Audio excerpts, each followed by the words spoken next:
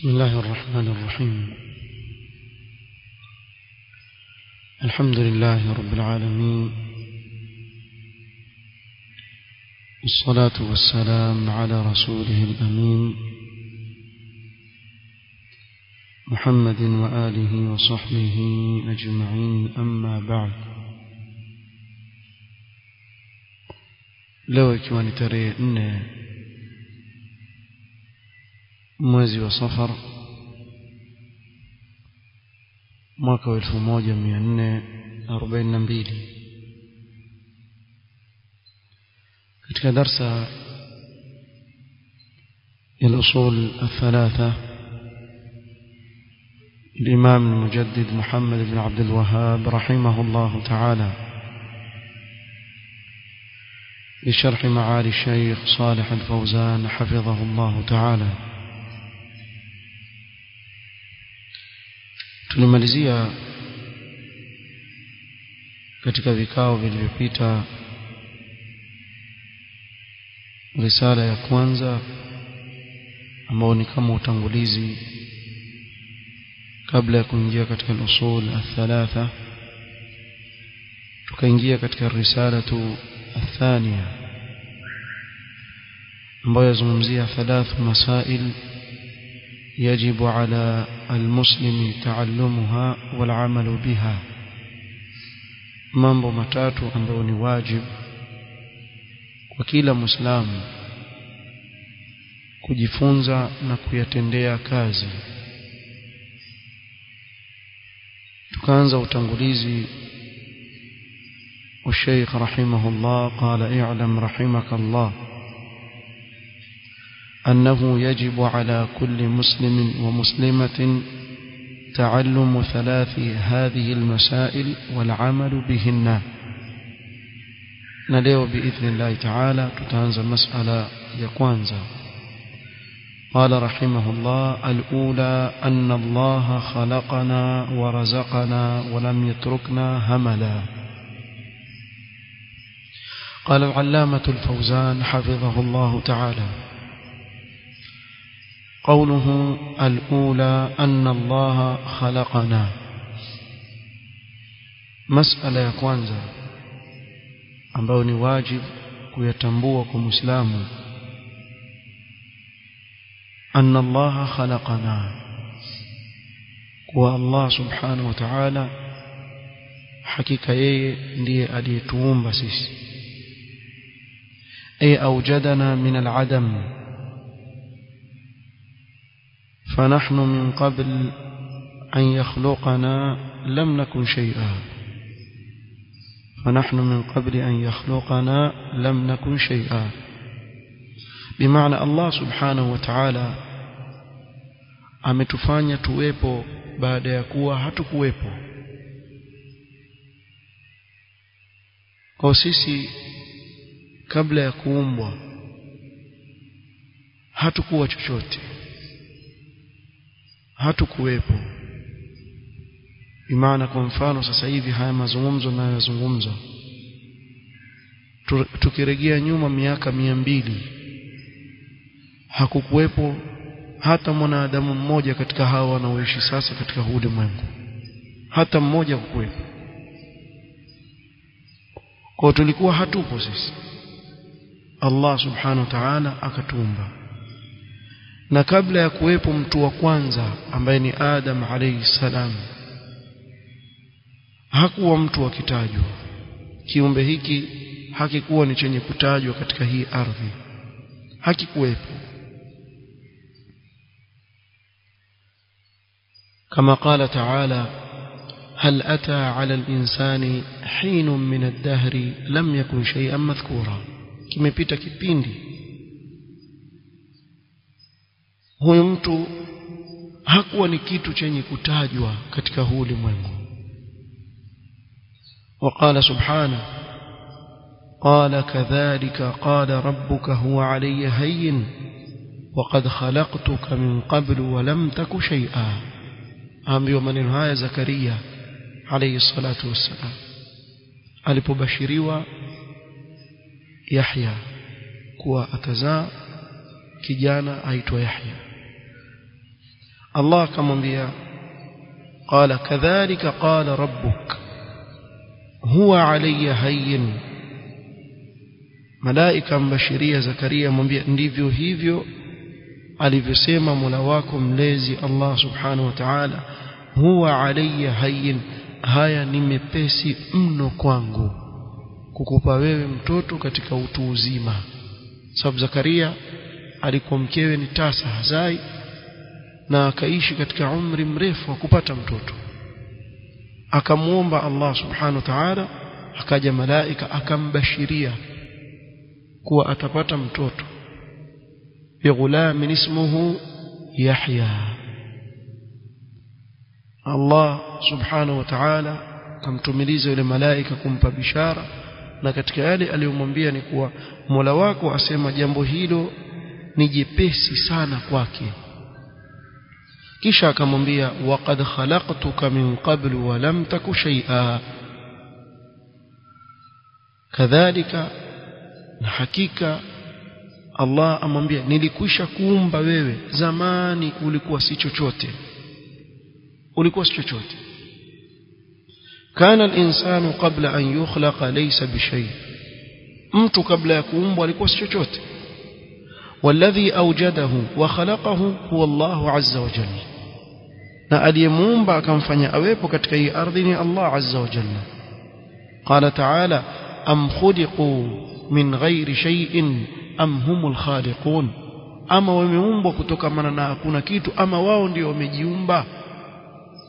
Hili swali huwezi kujibu isipokuwa ni ukiri kuwa yupo yule aliyekuumba, sababu hakuna mtu aweza kusema kuwa ameumbwa kutokana na hakuna kitu, yani hakuna kitu kilichomleta katika ulimwengu, sababu ataulizwa mambo mengi atashindwa kujibu. Na hivi ndivyo inavyokuwa leo.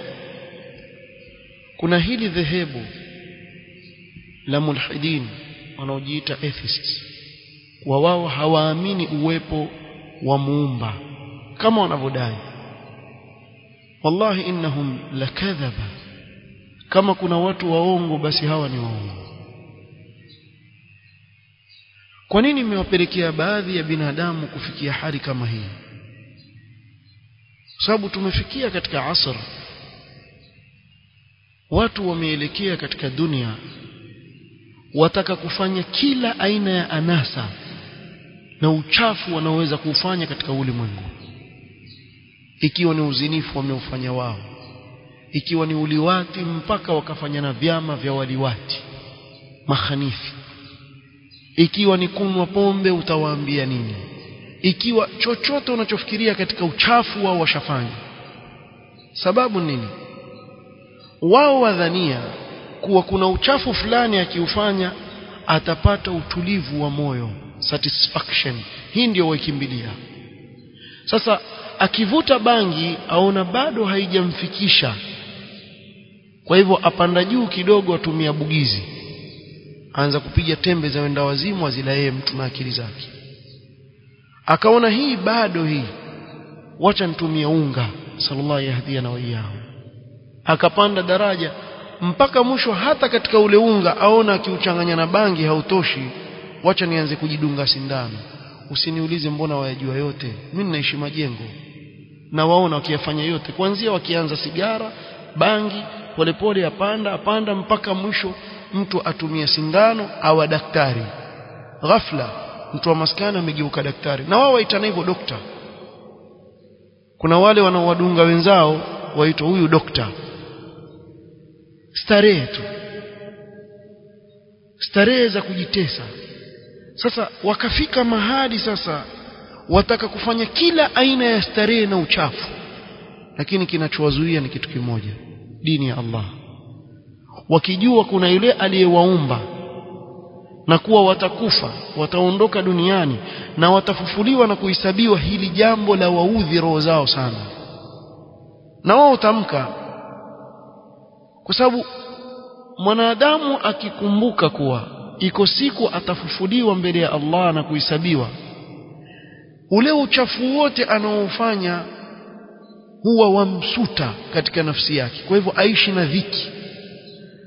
sasa kujidanganya nafsi zao ili waendelee katika kufanya ule uchafu, kilichobakia ni kusema hakuna aliyetuumba na hakuna kufufuliwa, kwa tuendelee sasa kufanya nini? Uchafu.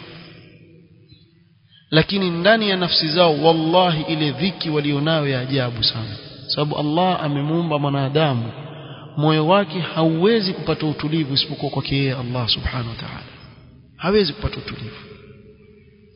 Na ndio maana kila uchao mtasikia hawa atheists wajiua, tena wale wakubwa wao wale wenye vyama, mara huyu amejiua nchi fulani, mara huyu amejiua nchi fulani, mara yule amejiua nchi fulani, kwa sababu hukuumbwa kwa ajili ya kuwa hivyo wewe.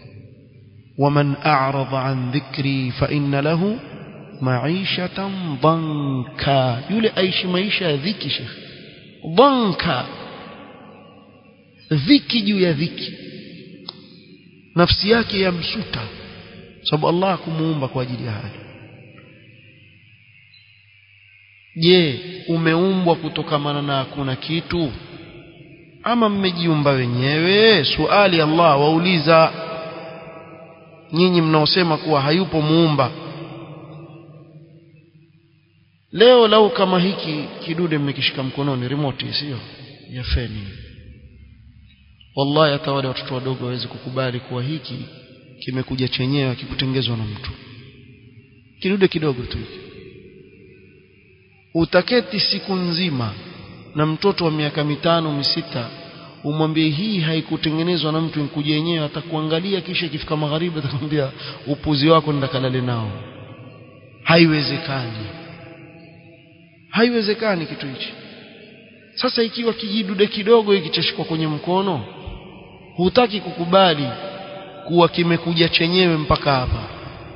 Hivyo hata mababa wazima kina sisi tumekaa chini tukusikilize wewe utuambie mbingu na ardhi na mimi na wewe na mito na wanyama walioko ndani yake, bahari na samaki walioko ndani yake, nchi kavu na vyote viumbe vinavyoishi, hivyo wataka sisi tukuamini kuwa hakuna aliyeviumba hivi vyote, basi tutakuwa wajinga wa hali ya juu sana. Tutakuwa tumejiweka katika udhalilifu wa ujinga wa hali ya juu kabisa. Lakini wapo watu wanaoishi kujidanganya nafsi zao katika hilo, na wengi tu. Na leo wameanza kuwa wengi kwa sababu watu wengi wapenda starehe na uchafu wa kidunia. Kwa kaona njia iliyobakia ni kutumia njia hii kujidanganya nafsi yako ili kuendelea kufanya uchafu. وقوله ورزقنا أي لما كنا نحتاج إلى الرزق إلى الطعام والشراب والملابس والمساكن والمراكب والمصالح علم سبحانه حاجتنا فسخر لنا ما في السماوات والأرض كله لمصالحنا من أجل بقائنا على قيد الحياة.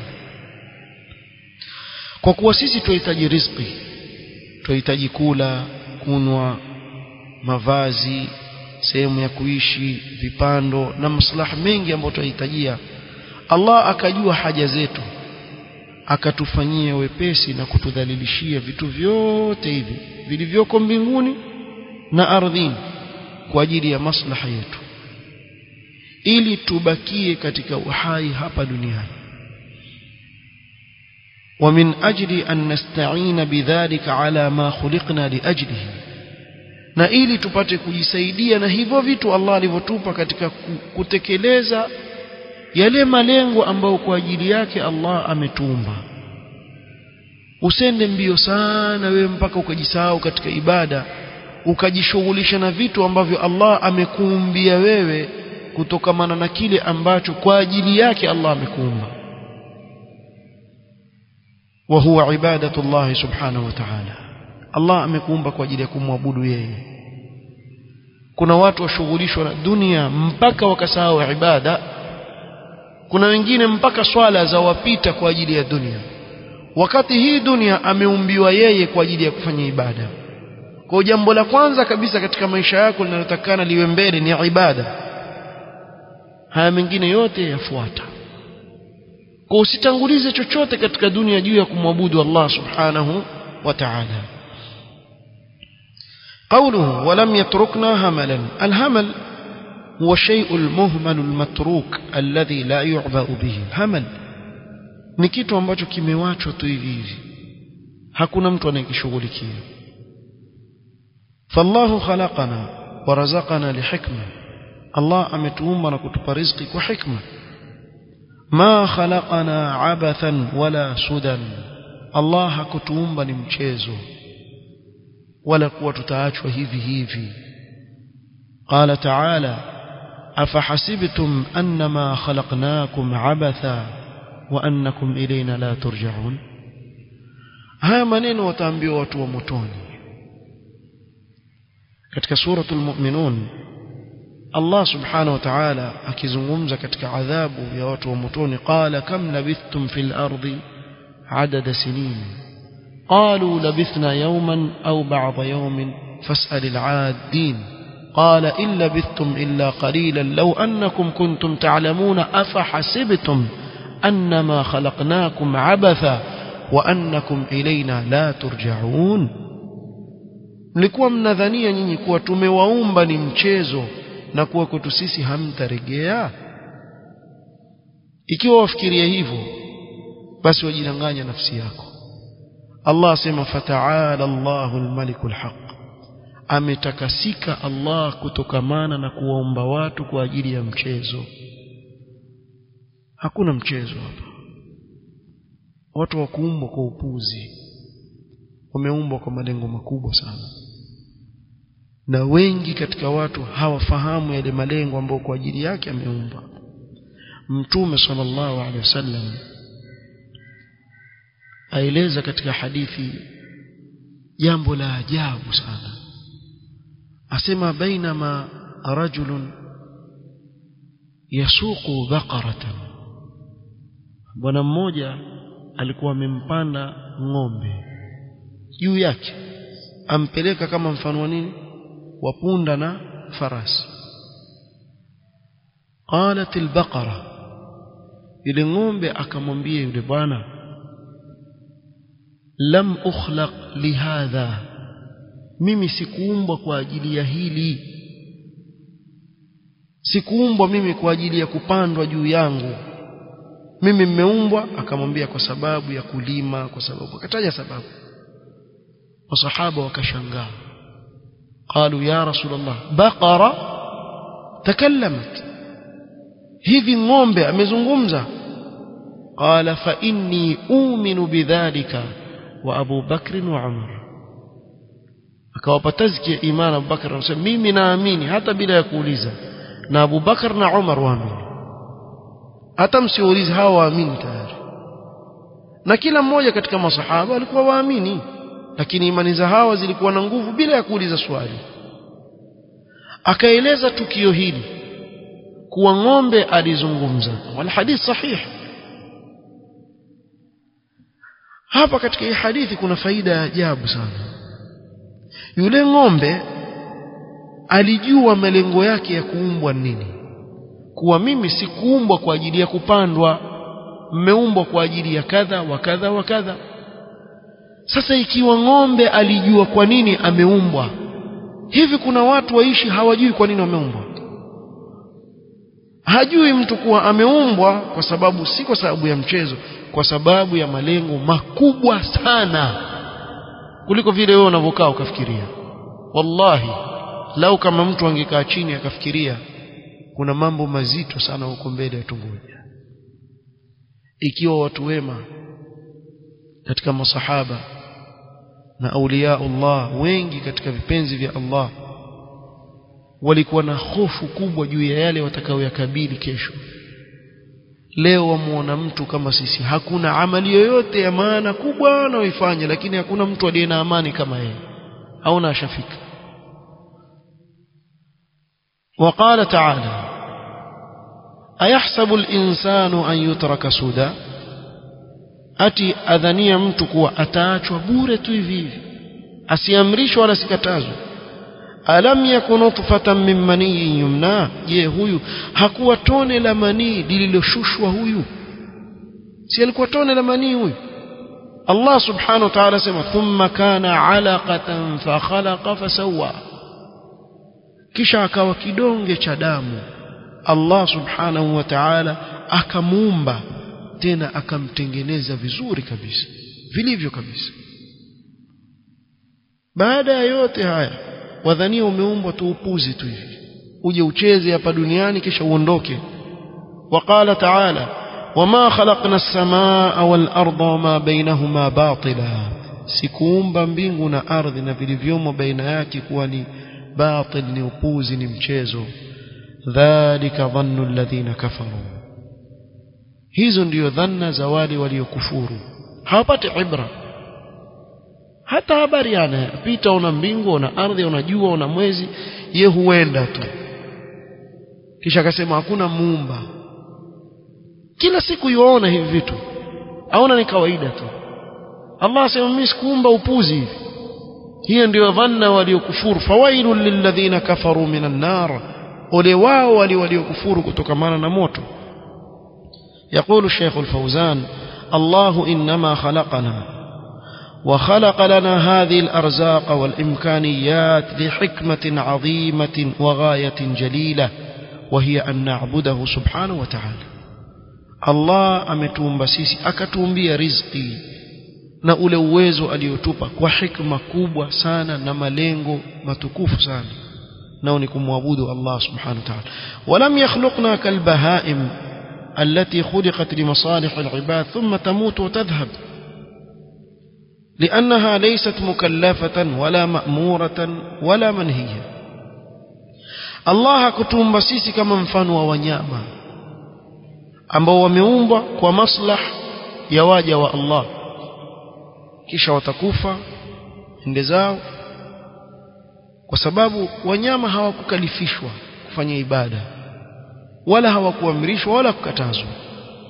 Inma khalaqana liibadatihi, Allah antuumba sisi kwa ajili ya ibada, kama qala ta'ala wama khalaqtul jinna wal insa illa liya'budun ma uridu minhum min rizqin wama uridu an yut'imun inna Allaha huwa ar-razzaqu dhul quwwati al-matin. Na hii kila mmoja wetu ifahamu, Allah hakuumba majini na watu isipokuwa kwa malengo ya kumwabudu Allah subhanahu wa ta'ala na kumpokesha katika ibada. Walam yakhluqna lihadhihi alhayati ad-dunya faqat na'ishu fiha, Allah hakutuumba sisi kwa ajili ya uhai wa dunia peke yake, tuishi hapa duniani peke yake. Innama alhayatu mazra'atun wa suqun lid-dar al-akhirati natazawwadu fiha bil a'mal as-salihah. Haya maisha ya dunia ni mazraa, ni shamba, konde, mtu yuwapanda, na ni soko kwa ajili ya kununua, kujiandaa kwa ajili ya akhira. طيب قال ولم يخلقنا لهذه الحياة الدنيا فقط نعيش فيها ونسرح ونمرح. السرح والمرح ni kule mtu kula raha tu, yeye asubuhi na jioni afanye upuzi tu, acheza tu. ونأكل ونشرب ونتوسع فيها وليس بعدها شيء. watu wafanye starehe zao katika hii dunia na kuwa baada yake hakuna chochote. Allah akutumba kwa hayo, uje ufanye upuzi wako hapo, ulewe, mlevi, mzinifu mkubwa, mwivi, dhalim, mambo yote kipuzi wafanye, kisha wewe uende zako, kusha habari, kusha ashakufa, shazikwa, basi kusha. Ona mchezo tu, yani wewe dhulumu wenzako, ufanye utakavyofanya, kisha uachwe hivi hivi tu. وإنما الحياة مزرعة وسوق للدار الآخرة نتزود فيها بالأعمال الصالحة. أما إيشا يا دنيا نشامبا وباندا utakachokivuna kesho akhira, ni soko wanunua kile utakachokitumia kesho akhira kwa kufanya amali njema. Thumma namutu wa nantaqilu minha, kisha sote tutakufa, tuondoka hapa duniani. Thumma nub'athu thumma nuhasabu wa nujaza bi'amalina, kisha tutafufuliwa na kuhesabiwa kwa amali zetu tulizozifanya hapa duniani. Hadhihi hiya alghayatu min khalqi aljinni wal ins, haya ndio malengo ya kuumbwa majini na watu. والدليل على ذلك آيات كثيرة تدل على البعث والنشور والجزاء والحساب والعقل يدل على هذا. na dalili ni aya nyingi zinazozungumzia watu kufufuliwa na kulipwa mbele ya Allah na kuhesabiwa, bali akili timamu yakubali hili jambo. Fa innahu la yaliqu bi hikmati Allah subhanahu wa ta'ala an yakhluqa hadha al-khalq al-ajib wa an yusakhkhira hadha al-kawn li bani adam thumma yatrukahum yamutun wa yadhhabun biduni natija. Haingii katika hikma ya Allah kuwa Allah aumbe, yani tizama namna mambo ya ajabu aliyoyaumba Allah subhanahu wa ta'ala huyu mwanadamu,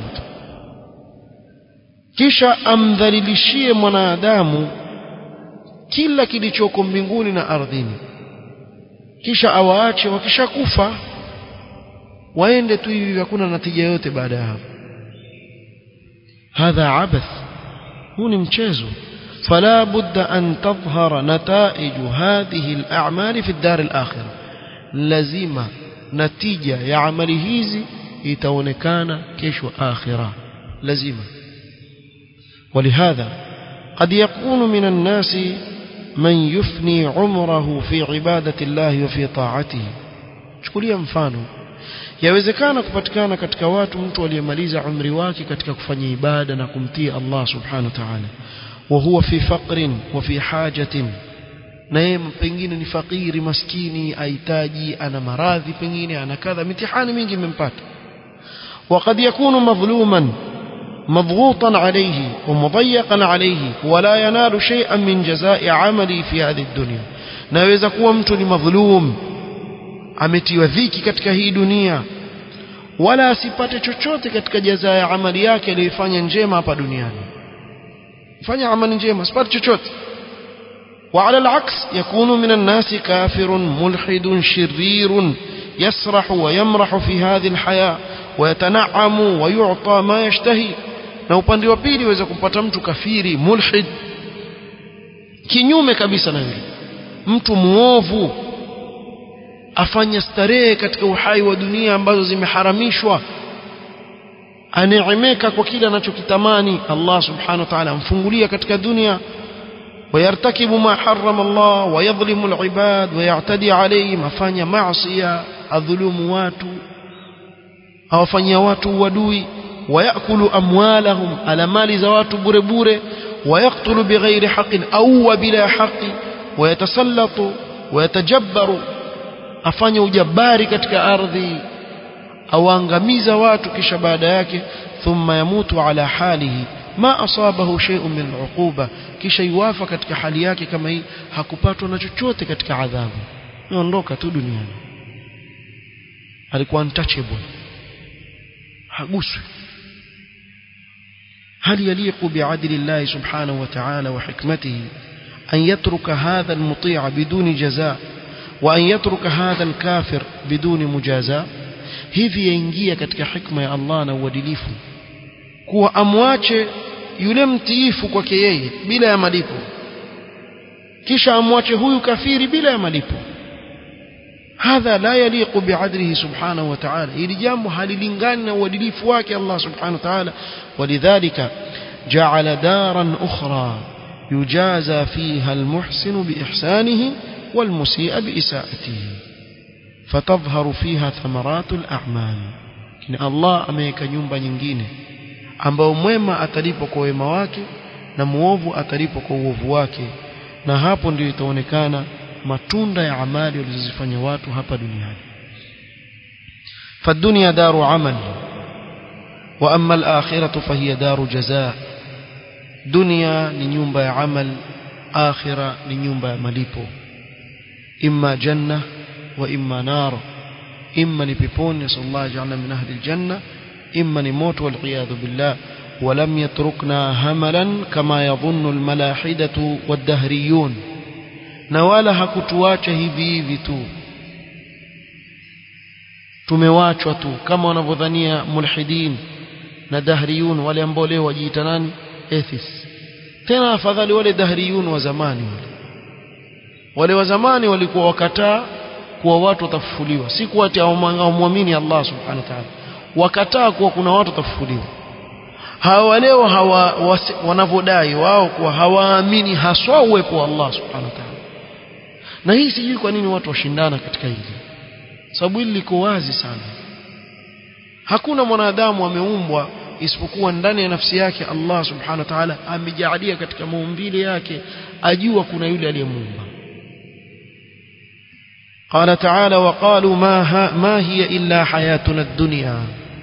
الدهريون wakasema kuwa hatuna sisi isipokuwa maisha haya ya dunia, namutu wa nahya, wengine twafa wengine wazaliwa, maisha yaendelea. wama yuhlikuna illa ad-dahr, na hakuna kinachotuangamiza sisi isipokuwa ni wakati, time tu, ikisonga mbele mtu yuazeeka mpaka yuafa basi. wama lahum bidhalika min ilmin inhum illa yadhunnun, hawana ilmu juu ya hilo, ni dhanna tu waliokuwa nazo, hawana ushahidi wa hayo. هذه مقالة الملاحدة الذين لا يؤمنون بالبعث والنشور. haya ndio maneno ya malahida, kuffar ambao hawaamini kuwa iko siku watafufuliwa mbele ya Allah subhanahu wa ta'ala.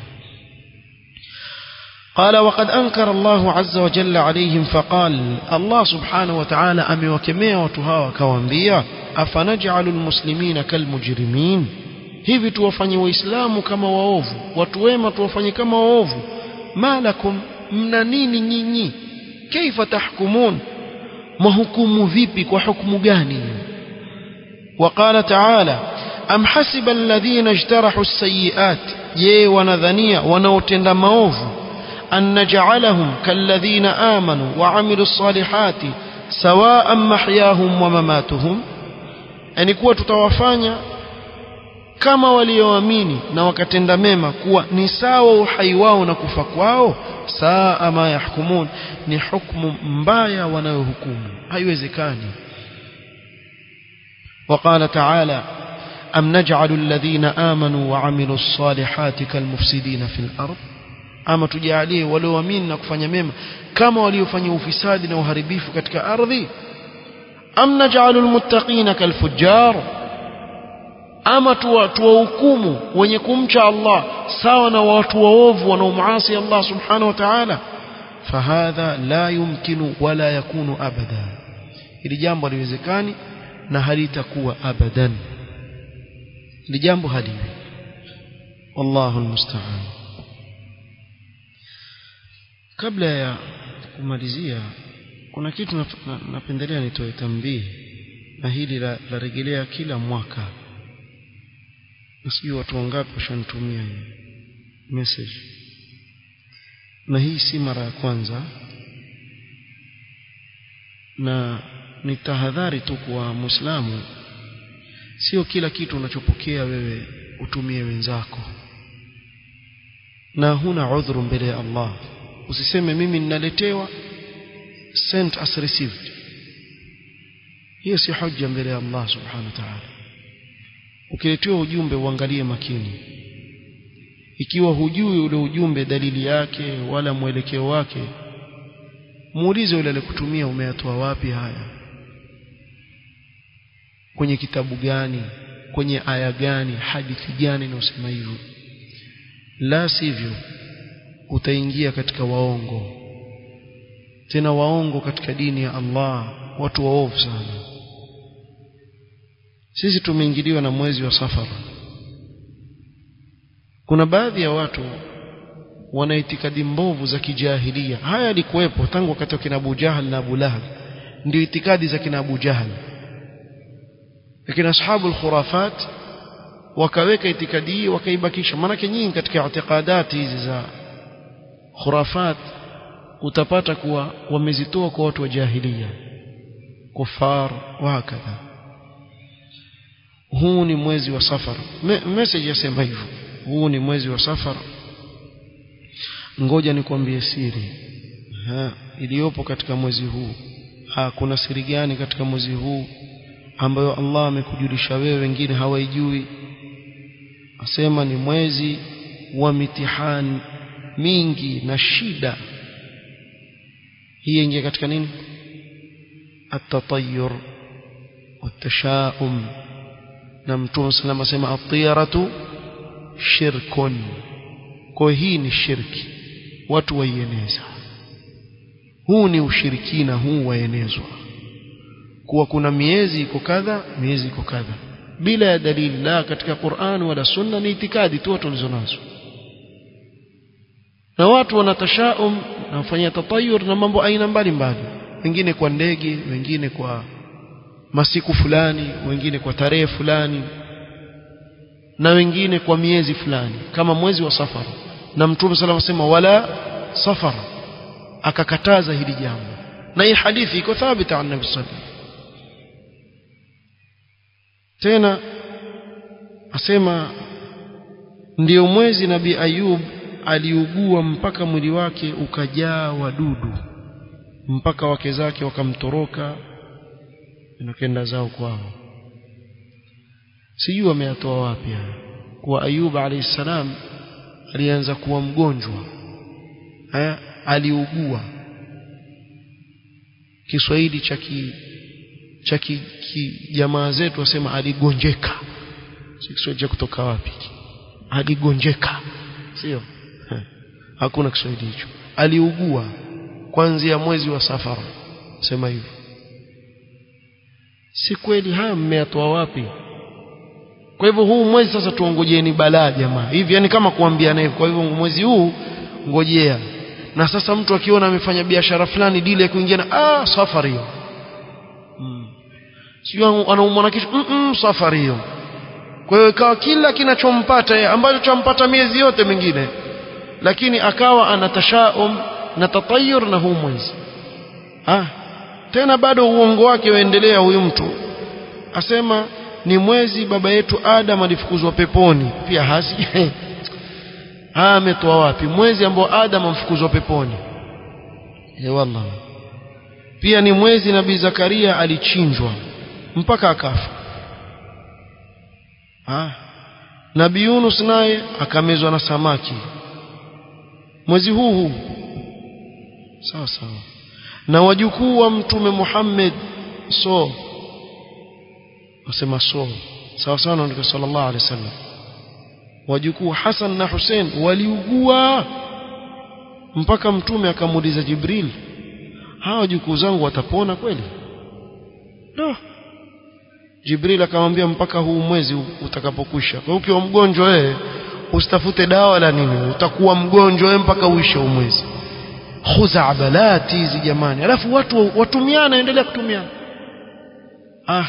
Jibril akamjibu mpaka huu mwezi utakapoisha mwezi wa Safar Mtume alikuwa na majonzi na huzuni yani tele basi mimi na wewe tuzidishe istighfar inshallah hii ndio nasaha mwisho alitoa huu upuzi huu ndio Mtume salama alikuja katika yale ule upuzi alikuja kuuondoa katika huu ulimwengu ni katika huu wayadha'u anhum israhum wal aghlal allati kanat alayhim hizi ni katika silisili walizofungwa watu za jahili ambazo miongoni mwazo Mtume salama alikuja akaziondoa mambo ya kijahilia kwa kuanzia leo baada ya kuzungumza haya bwana usitume ujumbe huu na ukitumiwa na mtu mwambie ni shirki hii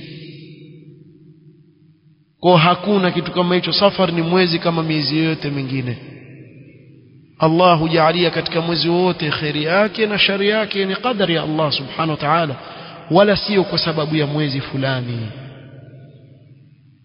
kwa watu waondoe itikadi kama hizi na mimi ninashaka kuwezekana si muislamu alifanya hivi pengine labda mtu kafiri ataka kuwachezea waislamu akili zao atengeza jumbe kama hizi kisha ngojea nikuonyeshe vile wajinga wa waislamu kisha atuma watu waenezeana kwa hakuna kitu kama hiki na ndugu yangu muislamu usiwe mjinga soma haswa tauhid isome vizuri ili usije ukaingia katika mitego kama haya kwa huu ujumbe hakuna hata moja kuanzia juu mpaka chini la kweli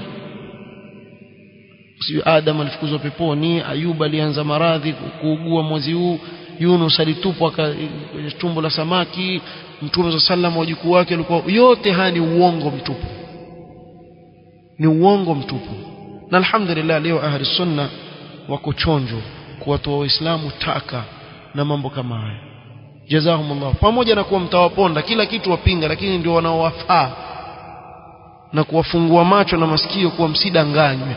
Aliyefanya hivi awadanganya waislamu. Hii ni tambihi tu katika suala hili. Tufungueni macho, tusomeni, tusikubali kufanywa wajinga katika dini yetu. Wallahu almusta'an. Subhanakallahumma hamdika ashhadu an la ilaha illa anta astaghfiruka wa atubu ilaik. Barakallahu fik.